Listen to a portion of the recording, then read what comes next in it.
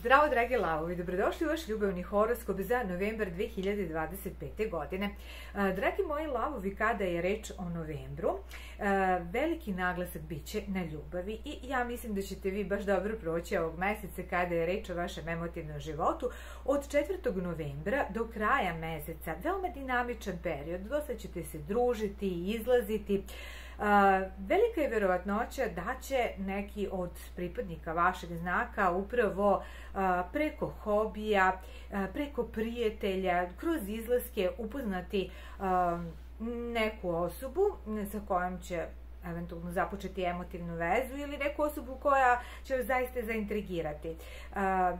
Pazite, ovdje postoje aspekti, a sad šta ćemo mi uraditi zavisi od nas samih. Ukoliko mi budemo sedeli kući i jednostavno čekamo da nešto dođe, to se nikad neće samo desiti. Dakle, kroz neke aktivnosti koje podrazumevaju bavljenje hobijem, druženje sa prijateljima ili pak postoji mogućnost kroz neke nove projekte, ukoliko pokrećete u narednom periodu neke nove projekte, postoji mogućnost da dakle kroz tu neku varijantu poslovnu da dođete do nekih novih kontakata i upoznate neku osobu koja će vas zaista zaintrigirati i u narednom periodu možda započnete emotivnu vezu sa tom osobom.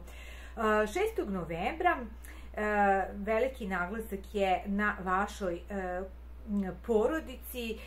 Dakle, od 6. novembra do kraja meseca, ukoliko ste u braku, ukoliko živite sa vašim emotivnim partnerom, pred vama je jedan lep period sa puno lepih emotivnih trenutaka, ali velika je verovatnoća, dakle ukoliko ste u braku, ukoliko ste u vezi, da će biti i nekih nesporazuma od 18. do 29. Dakle, problemi u smislu da vas partner ne razume kada je reč o nekim možda ne tako bitnim stvarima, da će doći do nesuglasica jer na primjer neku informaciju nećete shvatiti onako kako je vaš partner to hteo da vi shvatite.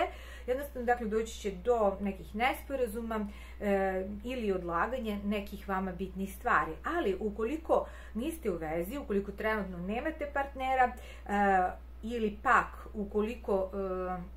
ukoliko ste u vezi, ali ne živite sa vašim emotivnim partnerom, period koji je malo nepovoljniji jeste od 9.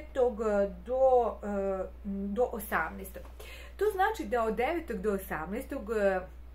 ukoliko trenutno nemate partnera, imat ćete možda utisak da ništa nije onako kako vi želite, da se dosta odugovlači u tom smislu da možda neko vam ne odgovara na poruku, da neka osoba koju ste pozvali da izađe sa vama kaže da tada nije u mogućnosti. Dakle, odlaganje nekih vama bitnih situacija i jednostavno neće biti onako kako ste vi želeli kad je reč o vašem emotivnom životu, a ukoliko ste u vezi u ovom periodu, dakle od 7. do 18. mogući su nesporazumi.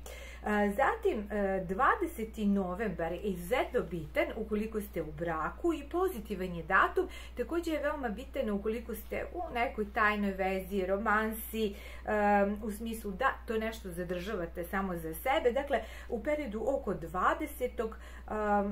moguće su neke bitne promene kada je reč o vašem emotivnom životu. Što to sve konkretno znači, zavisi od pozicije planete u vašem individualnom horoskopu.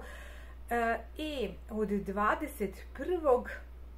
zaista veliki naglasak na vašoj kući emocija, jedan lep period, iako kao što sam rekla do 29. postoji mogućnost da će biti manjih nesporazuma sa vašim emotivnim partnerom ukoliko ste u braku ili vezi, ali definitivno, dakle, veliki naglasak na lepim emocijama, na ljubavi do kraja meseca.